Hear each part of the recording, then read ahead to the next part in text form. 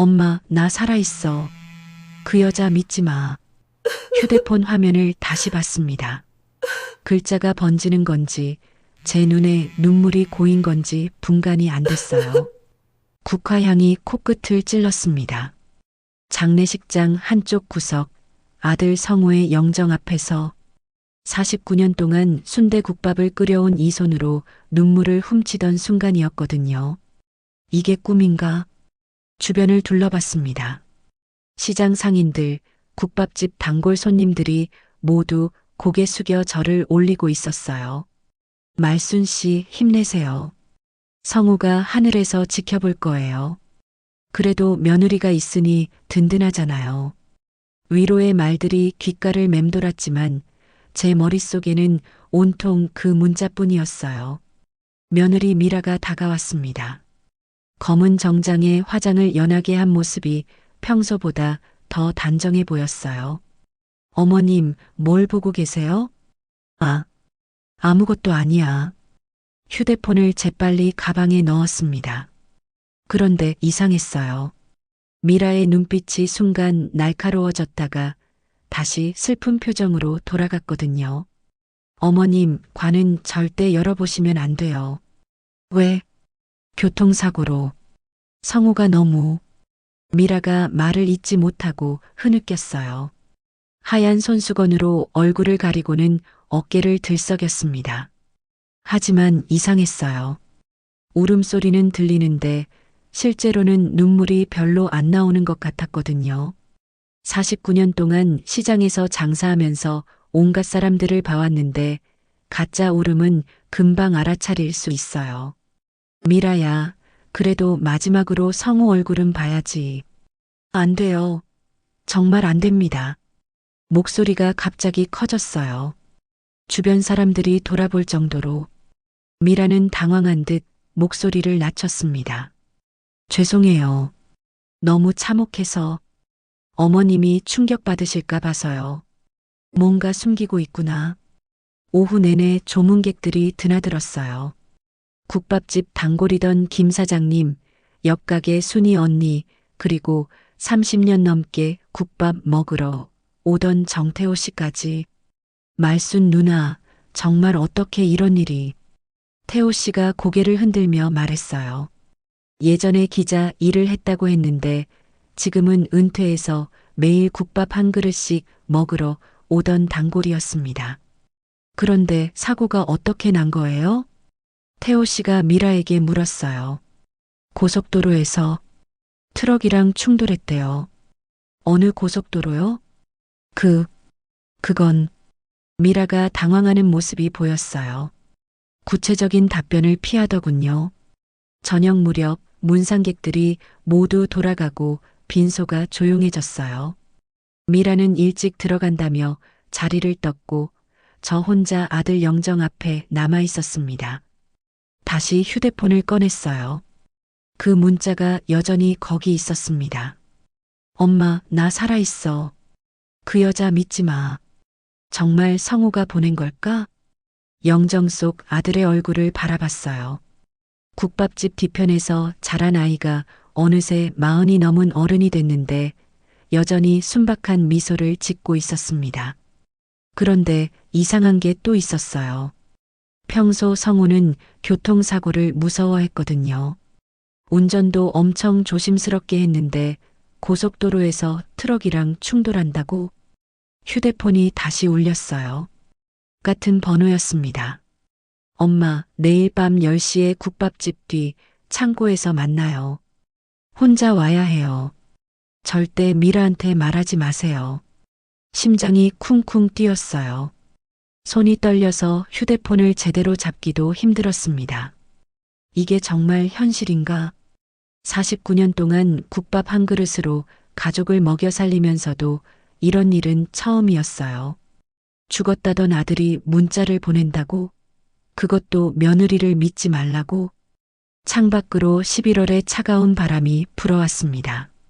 장례식장의 형광등이 깜빡거리며 영정 위를 비췄어요. 미라가 왜 관을 못 열게 하는지, 왜 구체적인 사고 내용을 얘기하지 않는지 왜 평소와 다르게 급하게 장례를 치르려고 하는지 모든 게 퍼즐처럼 맞춰지기 시작했습니다. 뭔가 크게 잘못된 거야. 국밥집에서 49년. 새벽 4시에 일어나 국물을 우리고 밤 10시까지 손님들을 받으며 살아온 이 억척 어머니의 직감이 말하고 있었어요. 아들이 정말 살아있다면? 그리고 미라가 저를 속이고 있다면? 영정 속 성우를 바라보며 중얼거렸습니다. 성우야, 엄마가 진실을 찾아줄게. 49년 동안 국밥 끓인 이 손으로 반드시. 밤 공기가 더욱 차가워졌지만 제 가슴 속에는 뜨거운 분노가 타오르기 시작했습니다. 내일 밤이면 모든 게 밝혀질 것 같았어요. 하지만 동시에 무서웠습니다. 정말 아들이 살아있다면 그동안 제가 믿었던 모든 것들이 거짓이었다는 뜻이니까요. 새벽 4시 눈을 떴습니다. 49년 동안 몸에 밴 습관이었어요. 국물 우릴 시간이었죠. 하지만 오늘은 국밥집 문을 열 수 없었습니다. 아들 장례 때문에 장례식장으로 향하는 길, 어젯밤 받은 문자가 계속 머릿속을 맴돌았어요. 엄마, 나 살아있어. 정말일까? 빈소에 도착하니 미라가 벌써 와 있었습니다. 평소보다 일찍 온 것 같았어요. 관 주위를 뭔가 정리하고 있더군요. 미라야, 뭐 하고 있어? 아, 어머님, 꽃 정리하고 있었어요. 그런데 이상했어요. 꽃은 이미 어제 정리했는데 굳이 다시 만질 이유가 있을까요? 그런데 말이야. 저는 일부러 자연스럽게 말을 꺼냈어요. 성우 얼굴 마지막으로 한 번만 봐도 될까? 미라의 손이 멈췄어요. 등을 돌리고 있었지만 어깨가 굳어지는 게 보였습니다. 어머님, 정말 안 됩니다. 왜? 내가 낳은 아들인데. 너무 처참해서요. 돌아선 미라의 얼굴이 창백했어요. 하지만 제 눈에는 무서워하는 것보다 뭔가 숨기려는 표정으로 보였습니다. 그럼 관이라도 한번 열어보자. 절대 안 돼요. 목소리가 갑자기 날카로워졌어요. 조문객 몇 명이 돌아볼 정도로. 죄송해요. 저도 너무 힘들어서. 미라가 다시 울음을 터뜨렸어요. 하지만 어제처럼 실제 눈물은 별로 나오지 않았습니다. 오전 10시쯤 정태호 씨가 왔어요. 말순 누나, 밤새 못 주무셨죠? 응, 잠이 안 와서. 태호 씨가 관을 바라보더니 조용히 물었어요. 그런데 화장은 언제 하기로 했어요? 오늘 오후 2시요. 미라가 대답했습니다. 벌써요? 보통 3일장 하지 않나요? 너무 오래 두면 어머님이 힘드실까 봐서요. 태호 씨의 눈썹이 살짝 올라갔어요. 30년 넘게 기자 생활한 사람의 예리한 눈빛이었습니다. 그런데 사고 난 곳이 정확히 어디예요? 어제 못 들었는데. 경부고속도로. 대전 근처에서요. 아, 그럼 대전경찰서에서 조사했겠네요? 네. 아, 그런 것 같아요. 미라가 말끝을 흐렸어요. 확신 없는 대답이었습니다. 점심때가 되자 미라가 말했어요. 어머님, 화장 전에 마지막 예배 드리겠어요. 그래, 그럼 관도 열고. 안 됩니다. 또 같은 반응이었어요. 이번엔 아예 관 앞을 막아서더군요. 뭔가 있구나.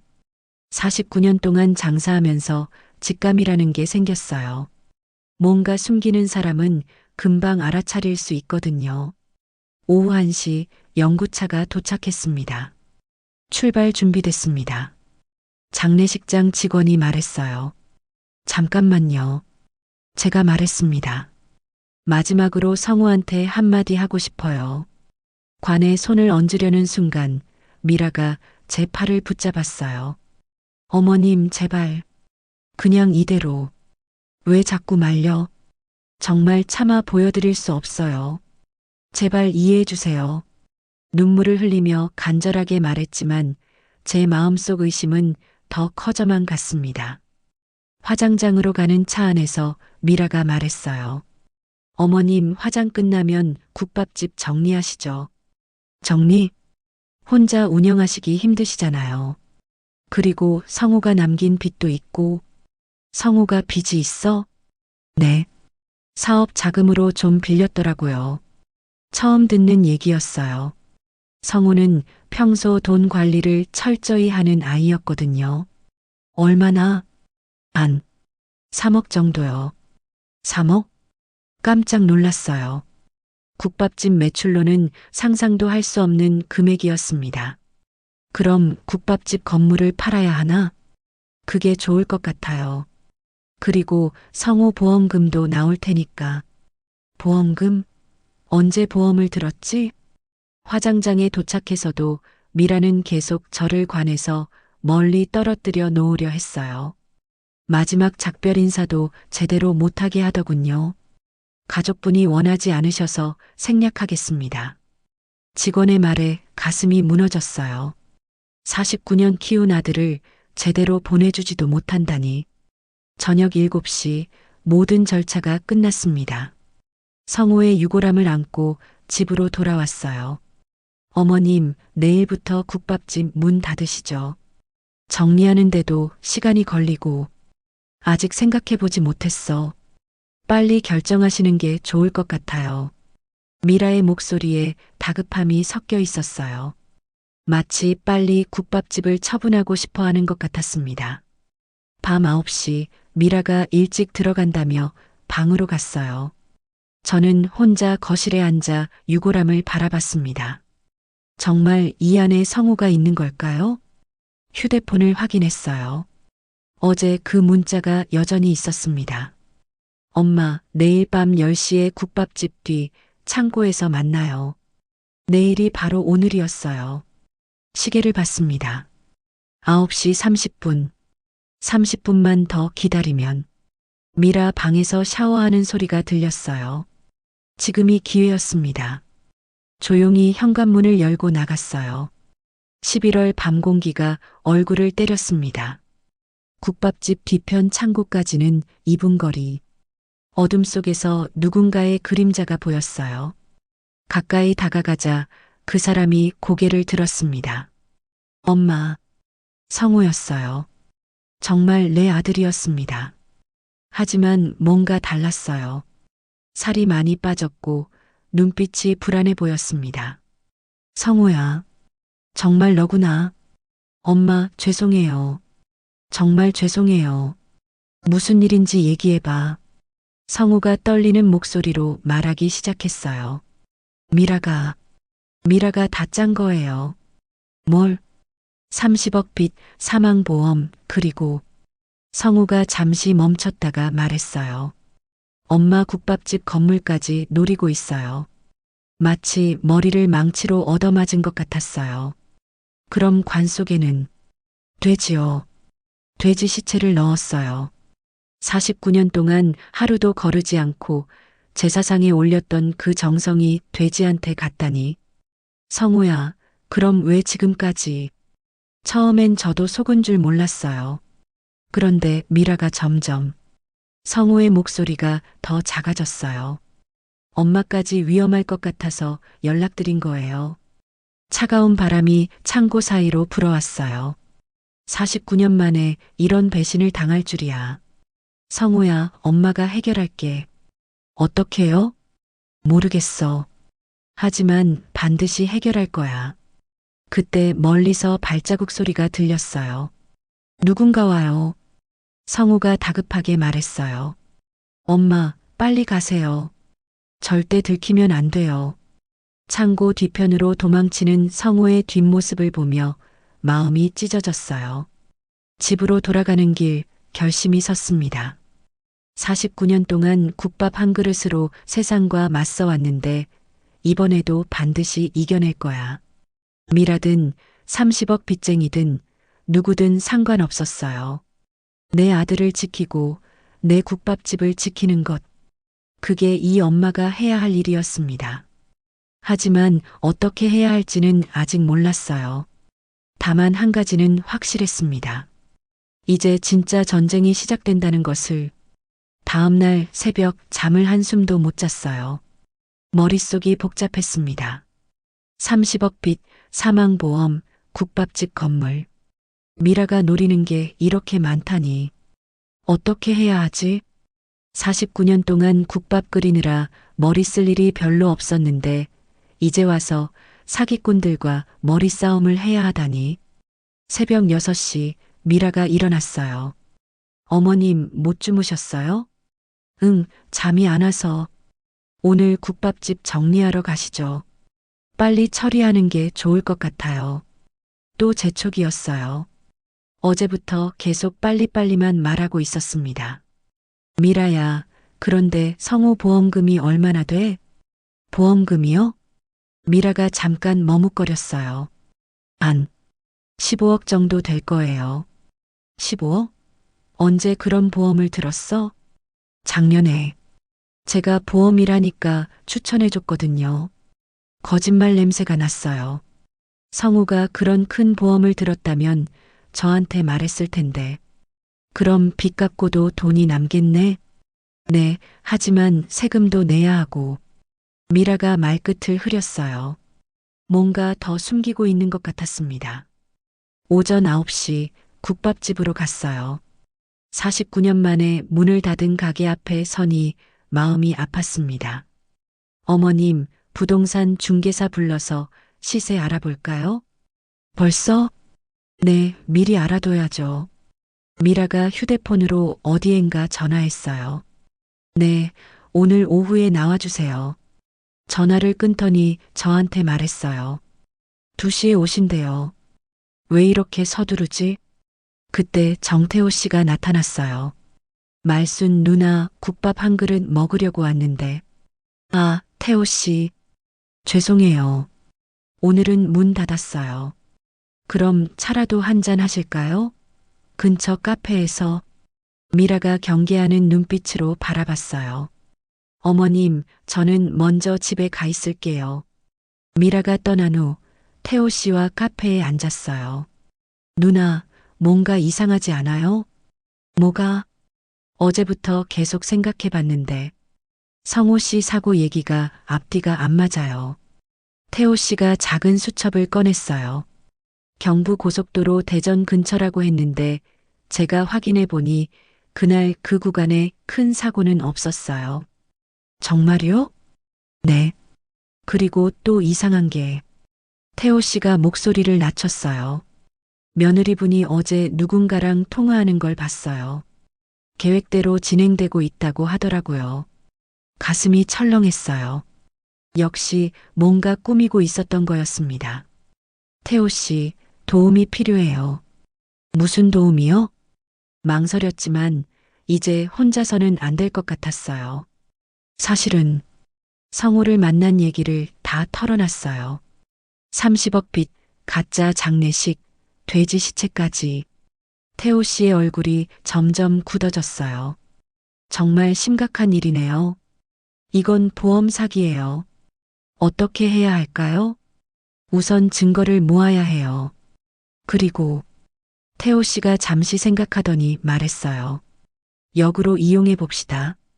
역으로? 며느리분이 원하는 걸 주는 척하면서 함정에 빠뜨리는 거예요. 태호 씨가 계획을 설명했어요. 부동산 중개사가 오면 일단 매매 의사를 보이되 계약 조건을 까다롭게 만들어서 시간을 벌자는 거였습니다. 그 사이에 제가 미라 씨 뒤를 조사해 볼게요. 통화 상대가 누군지, 정확히 뭘 계획하고 있는지. 오후 2시 부동산 중개사가 왔어요. 40대 중반 남자였는데 뭔가 어설펐어요. 건물 상태가 좋네요. 시세는 한 8억 정도 될 것 같은데요. 8억? 작년에 감정평가 받았을 때는 12억이었거든요. 요즘 상권이 안 좋아서요. 미라가 재빨리 말했어요. 그럼 8억에 팔죠. 빨리 처리하는 게 좋을 것 같아요. 잠깐. 제가 말했어요. 너무 급하게 결정할 일은 아닌 것 같은데. 어머님 빚도 갚아야 하고. 그래도 며칠 더 생각해 보자. 미라의 얼굴이 굳었어요. 시간이 많지 않아요. 이자도 계속 나가고. 그럼 일주일만 더 기다려봐. 부동산 중개사도 아쉬운 표정이었어요. 그럼 일주일 후에 다시 연락드릴게요. 중개사가 떠난 후 미라가 불만을 터뜨렸어요. 어머님, 왜 그러세요? 빨리 정리해야죠. 49년 운영한 가게인데 하루아침에 정리할 순 없어. 하지만 일주일만 기다려. 미라가 입술을 깨물었어요. 뭔가 계획이 틀어진 것 같았습니다. 저녁 무렵 태호 씨에게서 연락이 왔어요. 누나, 큰일 알아냈어요. 만나서 얘기해요. 1시간 후 태호 씨가 가져온 얘기는 충격적이었어요. 미라 씨가 대부업체랑 연결돼 있어요. 그리고 그 돈을 모두 도박으로 날렸다고 하네요.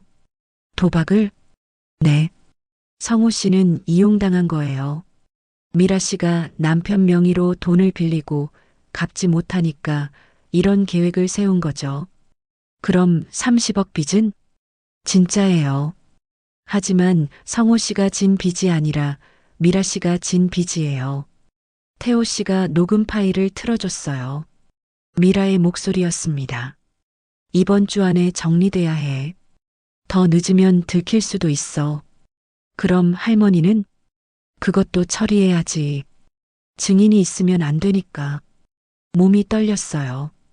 저까지 없애려고 한다니. 누나, 이제 어떻게 할까요? 49년 동안 장사하면서 이런 위기는 처음이었어요. 하지만 포기할 수는 없었습니다. 태호 씨, 역공을 해봅시다. 역공이요? 미라가 원하는 걸 주는 척하면서 함정에 빠뜨리는 거예요. 구체적으로 어떻게요? 제가 49년 동안 쌓아온 지혜를 짜내기 시작했어요. 일단 국밥집 계약하는 척해요. 그런데 계약 조건에 특수 조항을 넣는 거죠. 어떤 조항이요? 모르겠어요.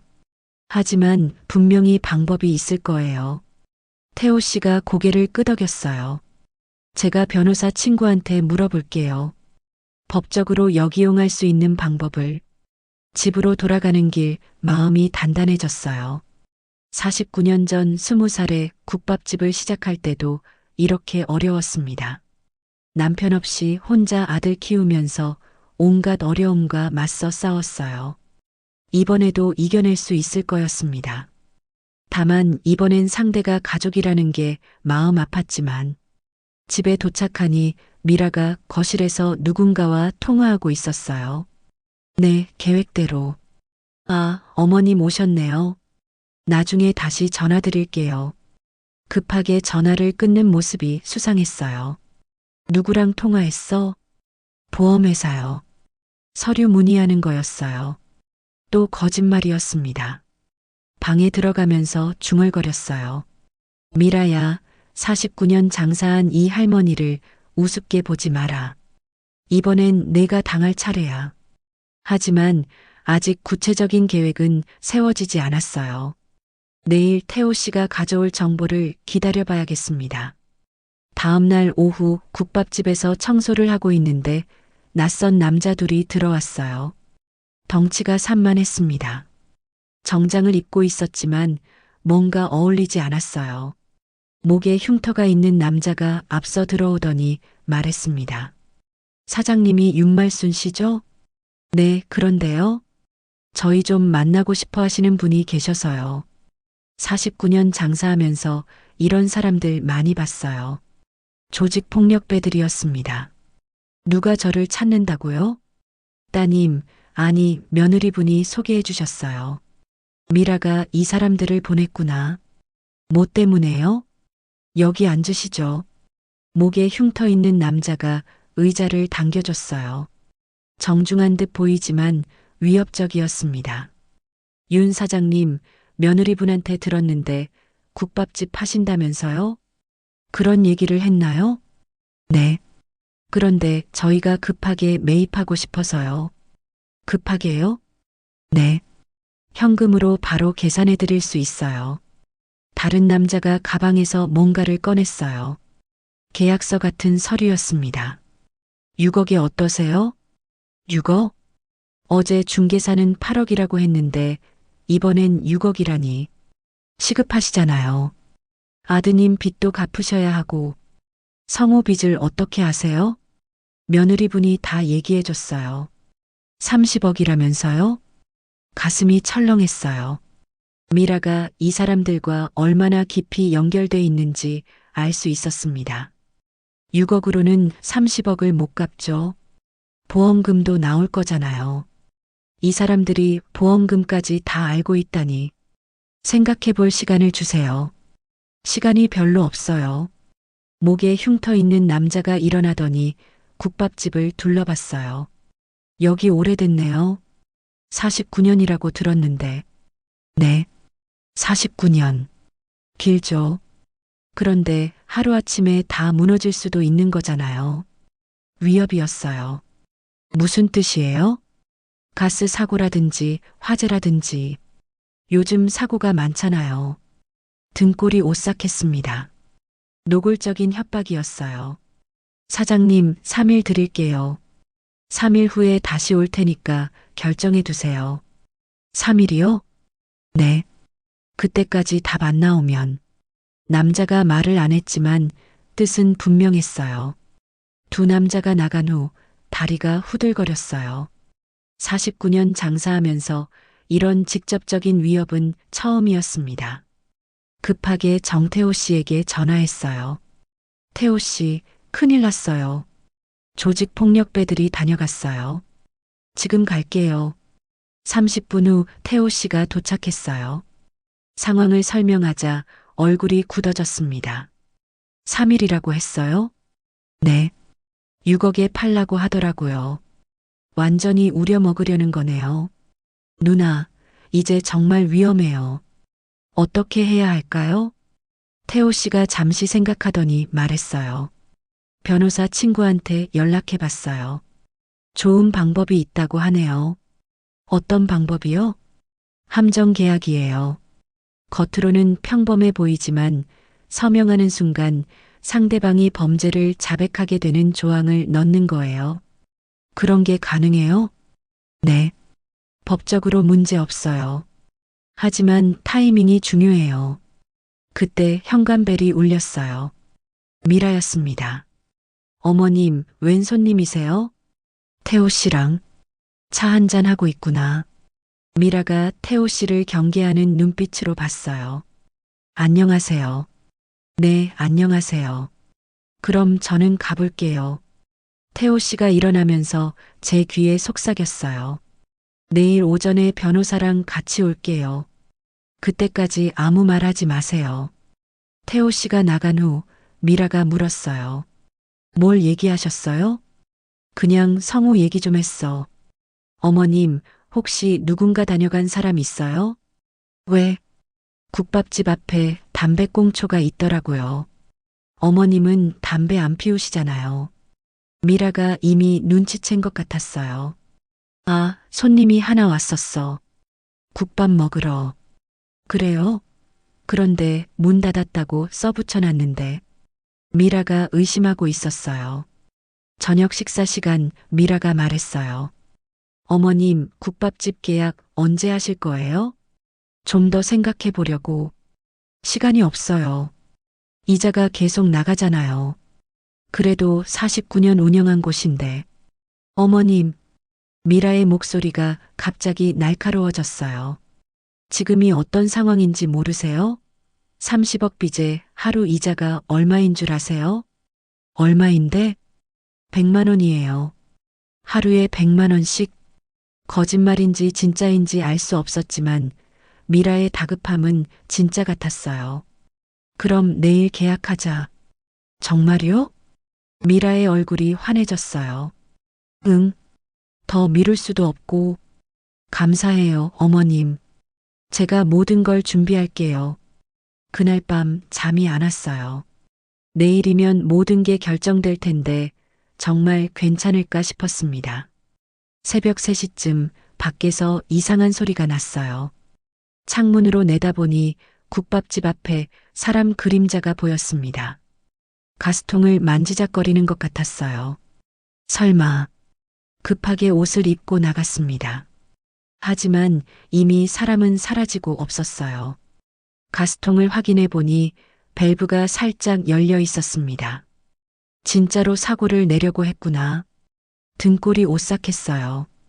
이 사람들이 정말 위험한 일도 서슴지 않는다는 걸 실감했습니다. 다음 날 오전 10시 정태호 씨가 변호사와 함께 왔어요. 40대 초반의 깔끔한 남자였습니다. 안녕하세요. 김민호 변호사입니다. 안녕하세요. 김 변호사가 서류 가방을 열더니 계약서를 꺼냈어요. 이게 바로 함정 계약서예요. 어떻게 되는 거예요? 겉보기에는 평범한 부동산 매매 계약서 같지만 여기 작은 글씨로 특수 조항이 들어가 있어요. 어떤 조항이요?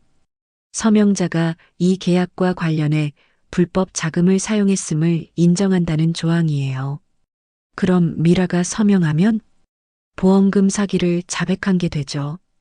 법적 효력이 있어요.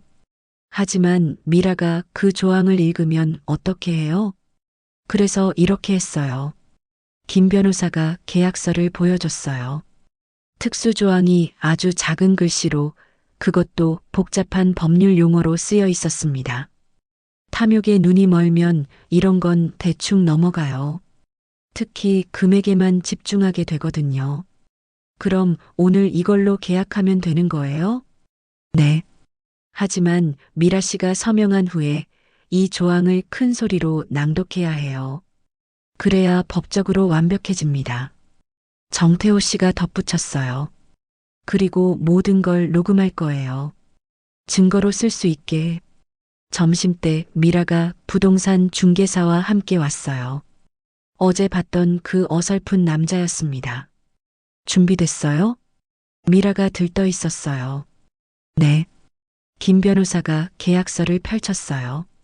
여기가 매도인 서명란이고 여기가 매수인 서명란입니다.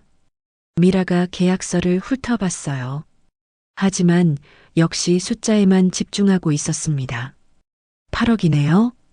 네. 시세에 맞춰서 올렸어요.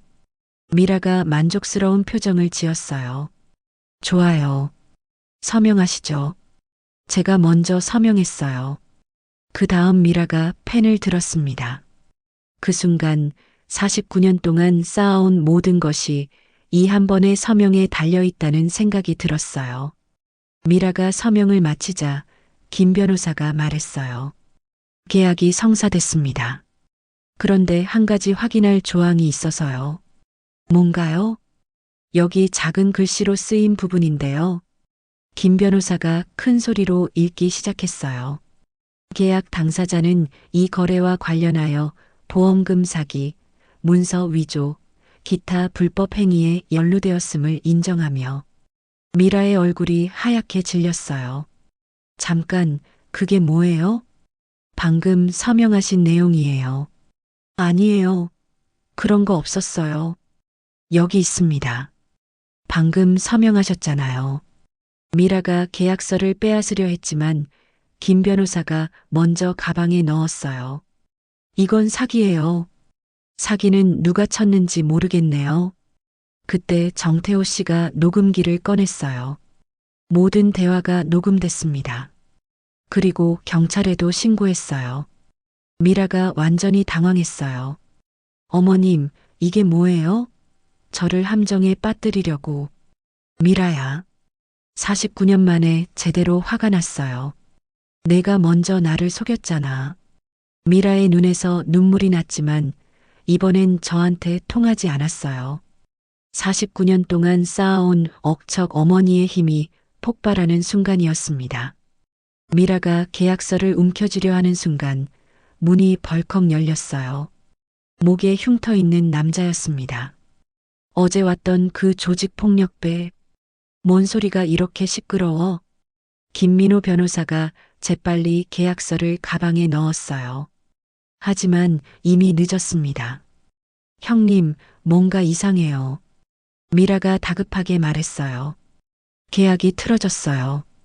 함정이었어요. 흉터 남자의 눈빛이 차갑게 변했어요. 함정? 이 할머니가 변호사랑 짜고 저를 속였어요. 흉터 남자가 김민호 변호사를 노려봤어요. 변호사님이시구나. 그런데 어디서 많이 본 것 같은데. 김 변호사의 얼굴이 굳었어요. 저희는 처음 뵙는 것 같은데요. 아니야. 분명히 어디서. 그때 흉터 남자가 손가락을 튕겼어요. 아, 3년 전 우리 보스 재판 때 검사 쪽 변호사였지? 김민호 변호사가 식은땀을 흘렸어요. 그건 맞네. 김민호. 그때 우리 보스 15년 먹게 만든 그 새끼. 순간 분위기가 험악해졌어요. 오늘 여기서 정리하자. 흉터 남자가 주먹을 쥐었어요. 김 변호사가 뒷걸음쳤습니다.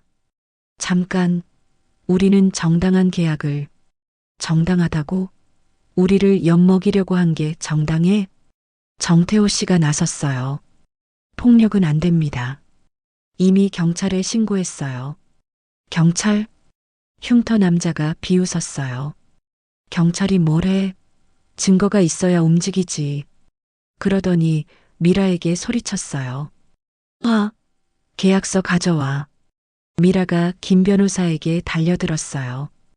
가방을 빼앗으려고 했습니다. 주세요.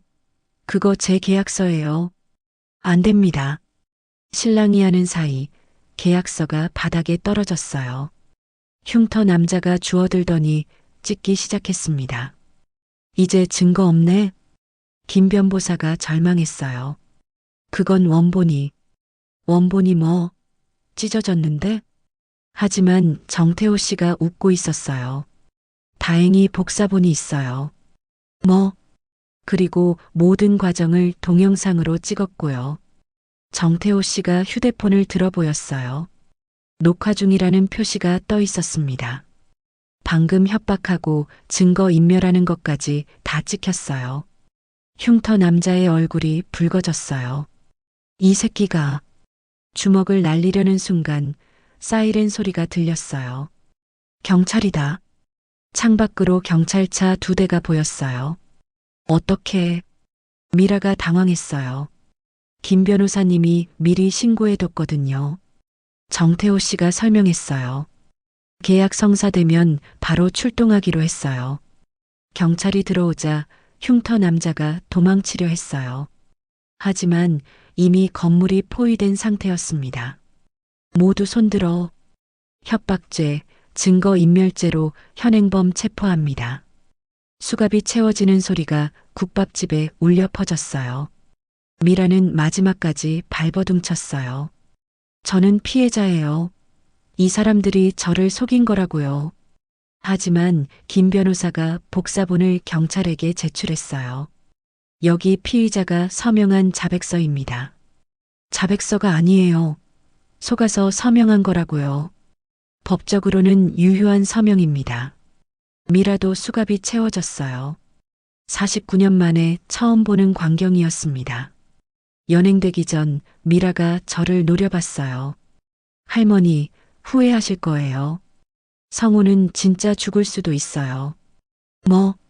우리만 잡힌다고 끝이 아니에요. 위에 사람들이 더 있거든요. 소름 끼치는 말이었어요. 경찰들이 다 나간 후 국밥집이 조용해졌어요. 하지만 마음은 편하지 않았습니다. 태호 씨, 미라 말이 진짜일까요? 글쎄요. 하지만 조심해야겠어요. 김 변호사도 걱정스러운 표정이었어요.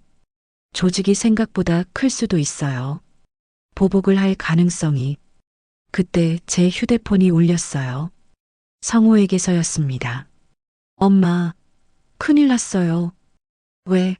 무슨 일이야? 제가 숨어 있던 곳을 누군가 알아낸 것 같아요. 지금 쫓아오고 있어요. 가슴이 철렁했어요. 어디야? 고향 쪽 산골짜기인데. 엄마, 저 정말 위험할 것 같아요. 성우야, 진정해. 어디니 정확히. 안 돼요. 또 왔어요. 전화가 끊어졌어요. 태호 씨, 성우가 위험해요. 지금 어디 있대요? 고향 산골짜기라고. 빨리 가봐야겠어요. 정태호 씨가 차 키를 꺼냈어요. 김 변호사도 함께 나섰습니다. 같이 가겠어요. 차로 고향까지는 3시간 거리. 가는 내내 성우가 걱정됐어요. 왜 이렇게 됐을까요? 조직이 생각보다 큰 것 같아요. 미라와 그 남자들은 말단이었을 거예요. 김 변호사의 말이 맞는 것 같았어요. 고향에 도착하니 이미 해가 지고 있었어요. 산골짜기는 어둠에 휩싸여 있었습니다. 성호야. 큰 소리로 불렀지만 대답이 없었어요. 여기저기 찾아봅시다. 3사람이 흩어져서 찾기 시작했어요. 손전등 불빛만 의지한 채 1시간쯤 지났을 때 정태호 씨가 소리쳤어요. 여기 있어요. 폐가 뒤편에서 성호를 발견했어요. 다행히 무사했습니다. 엄마, 성호야, 괜찮아? 네, 다행히 숨을 곳을 찾았어요. 누가 쫓아왔어? 모르는 사람들이었어요. 정장 입은 사람들. 몇 명이나? 서너 명 본 것 같아요. 김 변호사가 주변을 살폈어요. 아직 근처에 있을 수도 있어요. 빨리 내려가죠. 하지만 그때였어요. 멀리서 차 헤드라이트가 보였습니다. 또 왔어요. 이쪽으로. 정태호 씨가 앞장서서 다른 길로 안내했어요. 다행히 뒷길이 있었습니다. 가까스로 차까지 돌아와서 도망칠 수 있었어요. 이제 어떻게 해야 할까요? 성우가 불안해했어요. 우선 안전한 곳으로 가자. 김 변호사가 말했어요. 제가 아는 곳이 있어요. 임시로 피해 있을 수 있는. 서울로 돌아가는 길 마음이 복잡했어요. 미라와 그 조직 폭력배들을 잡았지만 더 큰 위험이 기다리고 있는 것 같았습니다. 엄마, 이제 어떻게 될까요? 모르겠다. 하지만 포기할 순 없지. 49년 동안 어떤 어려움도 이겨내왔어요. 이번에도 반드시 이겨낼 거였습니다. 성호야, 우리 함께 끝까지 해보자. 네, 엄마. 하지만 앞으로 어떤 일이 기다리고 있을지 알 수 없었어요. 다만 한 가지 확실한 건 이제 진짜 전쟁이 시작됐다는 것이었습니다. 그리고 이번엔 정말 목숨을 걸어야 할 것 같았어요. 서울 야경이 창밖으로 흘러갔지만 마음은 편하지 않았습니다. 과연 우리가 이길 수 있을까? 49년 만에 처음으로 확신이 서지 않았어요. 김 변호사가 알려준 안전가옥은 서울 외곽의 작은 모텔이었어요. 여기서 며칠 지내세요. 제가 상황을 정리할 때까지. 고마워요, 김 변호사님. 하지만 마음은 편하지 않았어요. 49년 동안 단 하루도 집을 비운 적이 없었는데 이렇게 숨어 살아야 하다니. 다음 날 아침 정태호 씨에게서 급한 전화가 왔어요.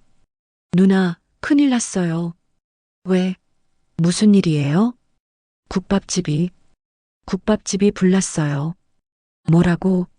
손에서 휴대폰이 떨어질 뻔했어요. 지금 소방차가 와 있어요. 완전히 타버렸어요. 49년.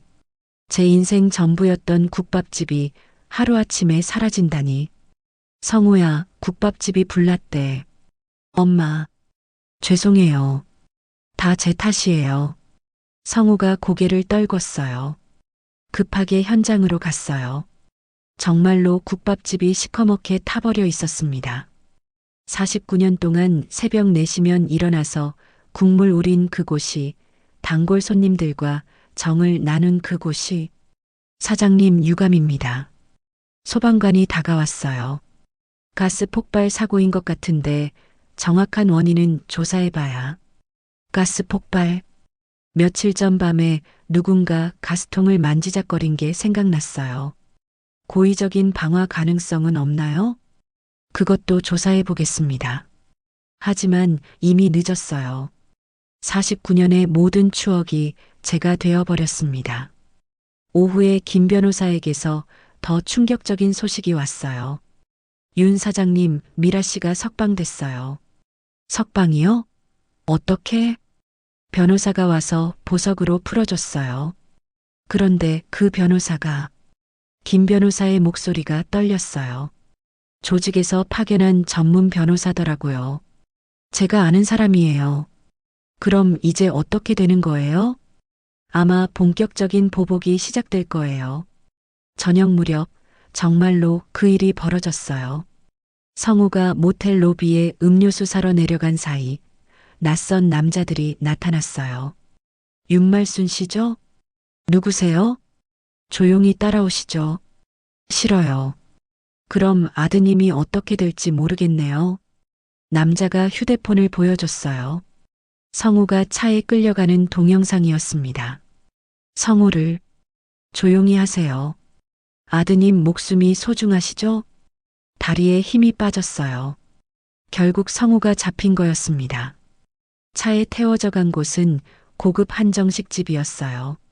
한적한 별실에는 양복을 잘 차려입은 50대 남자가 앉아 있었습니다. 윤말순 사장님이시군요. 반갑습니다. 누구세요? 저는 이런 일을 처리하는 사람이에요.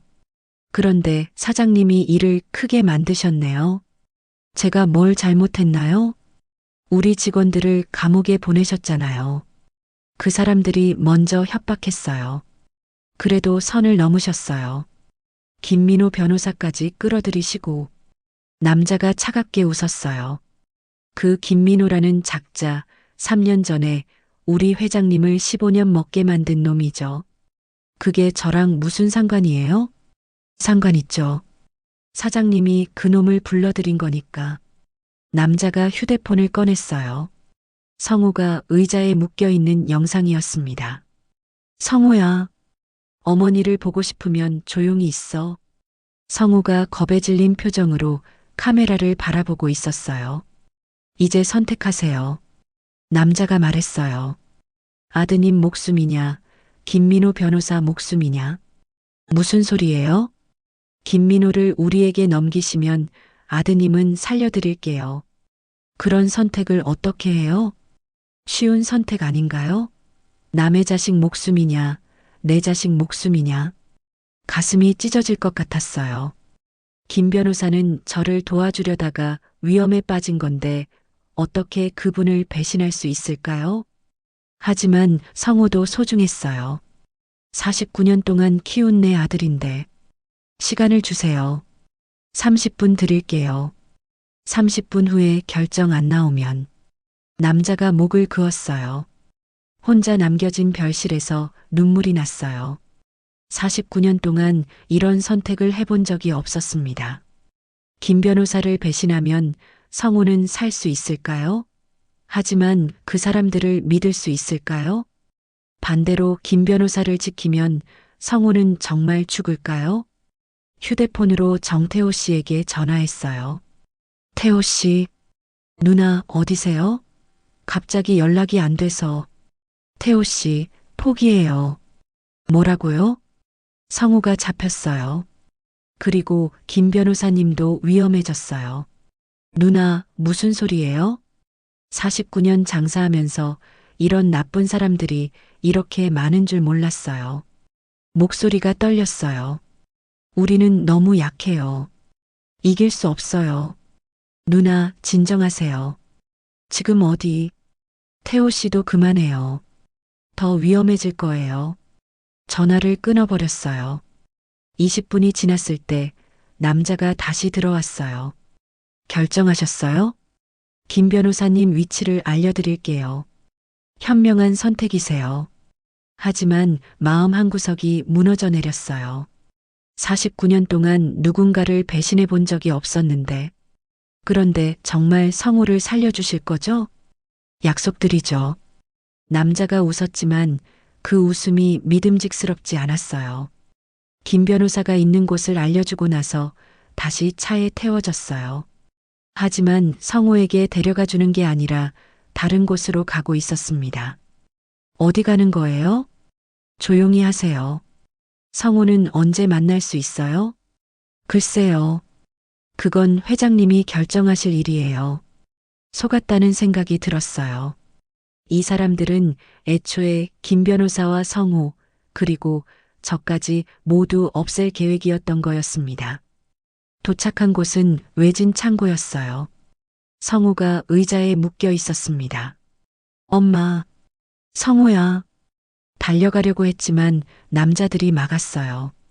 이제 둘 다 처리하면 되겠네. 약속이 다르잖아요. 약속? 우리가 언제 약속했나요? 남자가 비웃었어요. 김민호도 벌써 잡혔을 거고 이제 모든 게 정리되는군요. 그때 깨달았어요. 49년 동안 선량하게 살아온 제가 이런 악인들을 상대로는 너무 순진했다는 것을. 국밥집도 잃고 성우도 위험하고 김 변호사님도 배신하고 정말 모든 걸 잃은 기분이었어요. 이제 정말 끝인가? 49년 만에 처음으로 완전히 절망했습니다. 하지만 그때였어요. 멀리서 사이렌 소리가 들렸습니다. 혹시 사이렌 소리가 점점 가까워졌어요. 뭐야 이게? 조직 간부가 당황했어요. 형님, 경찰이 오는 것 같은데요? 어떻게 여기를 알았지? 그때 창고 문이 벌컥 열렸어요. 경찰들이 들이닥쳤습니다. 모두 손들어. 특수본부 수사대다. 하지만 저는 더 놀랐어요. 경찰들과 함께 들어온 사람이 정태호 씨였거든요. 누나, 괜찮으세요? 태호 씨? 어떻게? 나중에 설명드릴게요. 경찰들이 조직 간부들을 체포하기 시작했어요. 이봐, 어떻게 우리 위치를 알았어? 간부가 소리쳤지만 경찰은 대답하지 않았어요. 성호야. 저는 아들에게 달려가서 밧줄을 풀어줬어요. 엄마, 괜찮으세요? 응, 괜찮아. 그런데 이상했어요. 정태호 씨가 왜 경찰과 함께 온 걸까요? 태호 씨, 설명해 주세요. 어떻게 여기를? 사실은요. 정태호 씨가 미안한 표정을 지었어요. 저 경찰이에요. 뭐? 정확히는 경찰청 수사관이에요. 잠복 수사 중이었어요. 머리가 하얗게 변했어요. 그럼 국밥집에 다닌 것도? 네. 이 조직을 수사하기 위해서였어요. 그런데 누나가 엮이게 되면서 30년 동안 국밥 먹으러 온 게 다 거짓말이었어요? 가슴이 아팠어요. 30년 단골이라고 믿었는데 거짓말은 아니에요. 국밥은 정말 맛있었거든요. 정태호 씨가 웃으려 했지만 저는 웃을 수 없었어요. 그럼 처음부터 다 알고 있었던 거네요? 아니에요. 누나가 위험에 빠진 건 정말 예상 못했어요. 그때 다른 수사관이 다가왔어요. 정 수사관 고생했어요. 3년간 잠복 수사 덕분에 조직 전체를 검거할 수 있었어요. 3년? 제가 되물었어요. 네. 이 조직을 수사한 지 3년째예요. 김민호 변호사님도 저희 팀이고요. 그럼 김 변호사님도 경찰이에요? 정확히는 검찰 수사관이에요. 모든 게 연극이었다는 뜻인가요? 누나 화나셨죠? 화가 날 만하죠. 30년 동안 속았으니까. 하지만 누나 덕분에 큰 성과를 거뒀어요. 내가 뭘 했다고요? 정태호 씨가 설명했어요. 사실 저희가 계속 수사했지만 결정적 증거가 없었어요. 그런데 누나 사건으로 그들이 직접 나서게 됐거든요. 그럼 저는 미끼였던 거예요? 아니에요. 정말 위험했어요. 저희도 몰랐던 부분이 많았고, 그때 조직 간부가 끌려가면서 소리쳤어요. 이 할멈이 다 짠 거였어. 뭐라고? 처음부터 경찰이랑 짜고 우리를 함정에 빠뜨린 거야. 그게 아니에요. 제가 소리쳤어요. 저는 그냥 제 아들 구하려고 한 거예요. 하지만 간부는 끝까지 저를 원망했어요. 49년 동안 국밥 끓인 할멈한테 당했다니. 모든 체포가 끝난 후 창고 밖으로 나왔어요. 누나, 정말 죄송해요. 정태호 씨가 고개를 숙였어요. 30년 동안 거짓말한 거는 맞지만 누나를 이용하려던 건 아니에요. 그럼 뭐예요? 정말 국밥이 맛있어서 다닌 거예요. 그리고 누나가 좋은 분이라는 것도 진짜고요. 하지만 수사를 위해서였잖아요. 처음에는 그랬지만 나중에는 정말 단골 손님이 된 기분이었어요. 김민호 변호사도 나타났어요. 윤 사장님, 고생 많으셨어요. 김 변호사님도 처음부터 다 알고 계셨죠? 네. 하지만 사장님을 속이려던 건 아니에요. 다들 저만 몰랐네요. 기분이 복잡했어요. 고마우면서도 배신감이 들었습니다. 그런데 사실 하나 더 말씀드릴 게 있어요. 정태호 씨가 조심스럽게 말했어요. 뭐요? 누나가 김 변호사님 위치를 알려준 거 저희가 이미 알고 있었어요. 네. 사실 김 변호사님 몸에 발신기가 있었거든요. 그래서 누나가 알려준 위치로 유인해서 조직 전체를 잡을 수 있었어요. 그럼 저는 결과적으로 큰 도움이 되셨어요. 복잡한 기분이었어요. 속았다는 생각과 동시에 제가 조금이라도 도움이 됐다는 안도감도 있었습니다. 성우는 어떻게 되는 거예요? 아드님은 피해자예요. 미라 씨가 남편 몰래 빚을 낸 거니까 법적 책임은 없어요. 정말요? 네. 하지만 신용회복에는 시간이 걸릴 거예요. 그래도 다행이었어요.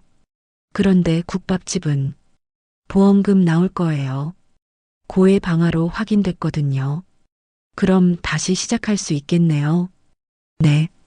그리고 정태호 씨가 뭔가 주저했어요. 뭐예요?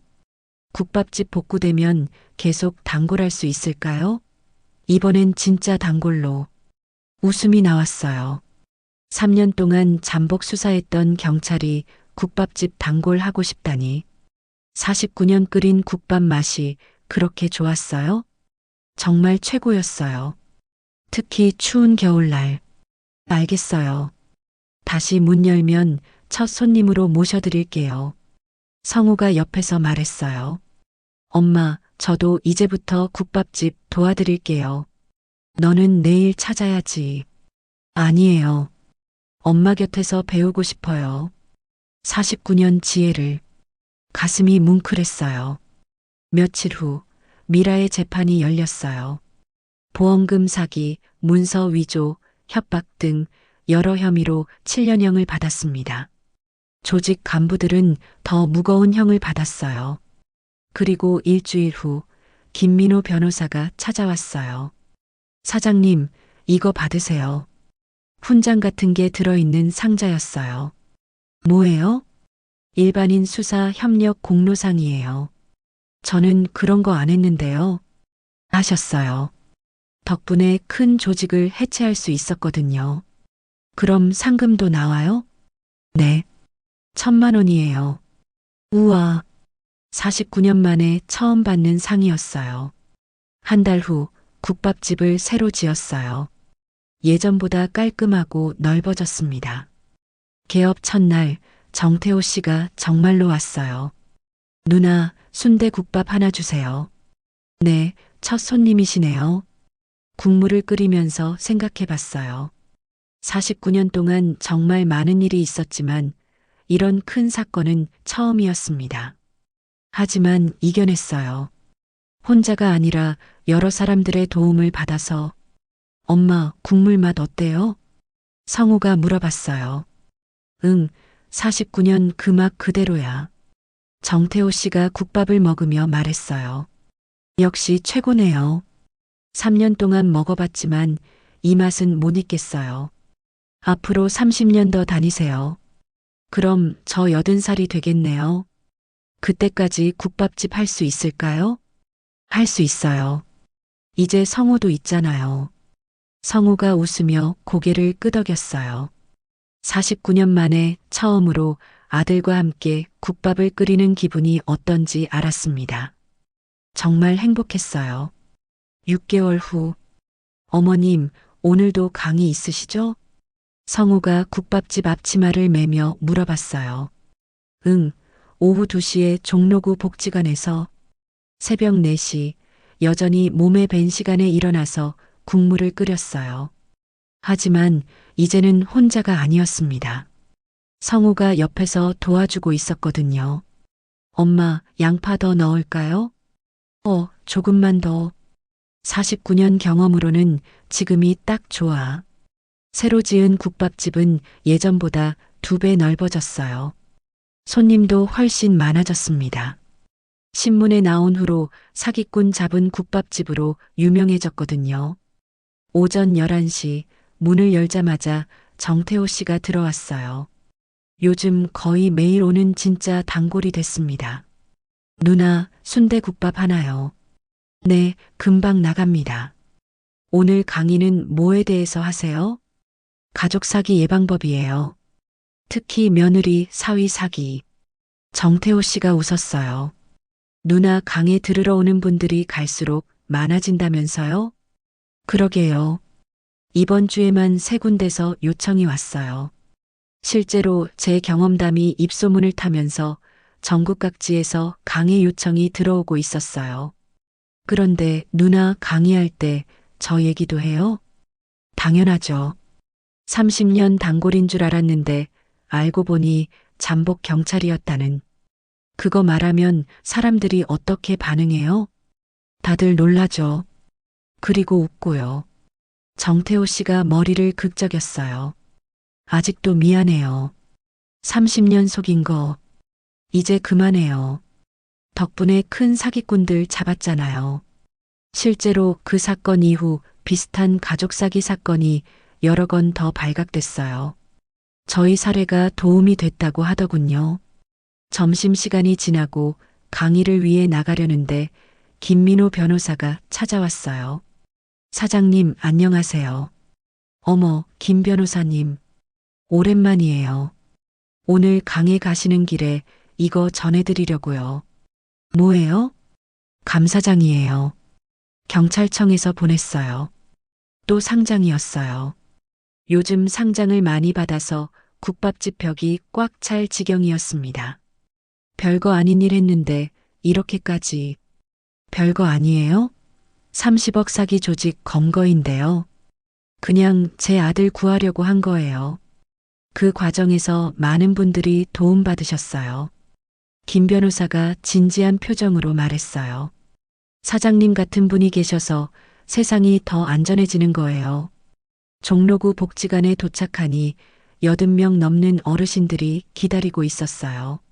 안녕하세요. 저는 49년간 순대국밥집을 운영한 윤말순입니다.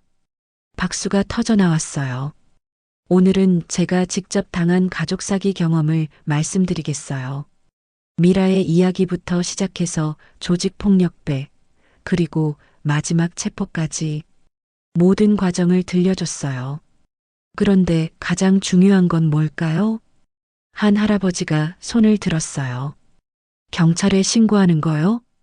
그것도 중요하지만 더 중요한 건 의심하는 거예요. 의심요? 네. 아무리 가족이라도 이상한 건 이상한 거예요. 다른 할머니가 물어봤어요. 그런데 가족을 어떻게 의심해요? 의심하는 게 아니라 확인하는 거예요. 사랑하니까 확인하는 거죠.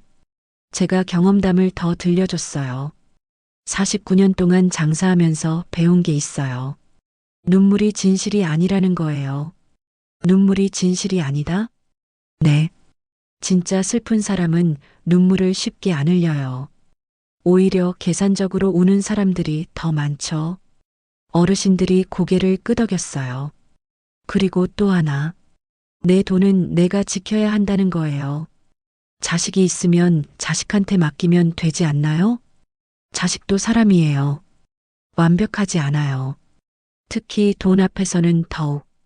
그럼 누구를 믿어야 해요? 본인이요. 49년, 70년 살아온 그 경험을 믿으세요.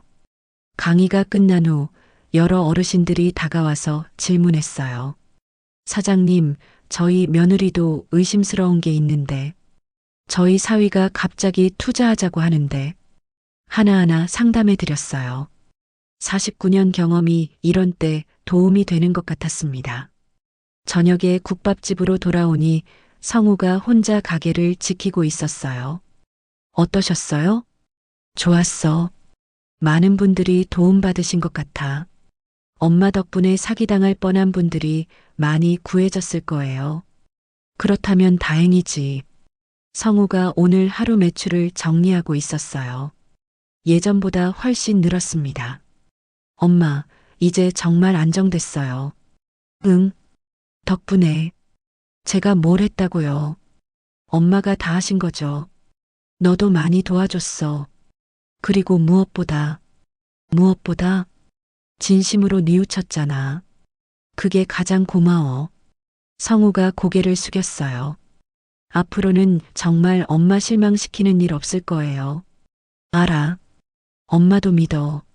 밤 10시 문을 닫고 정리하는데 정태호 씨가 또 왔어요.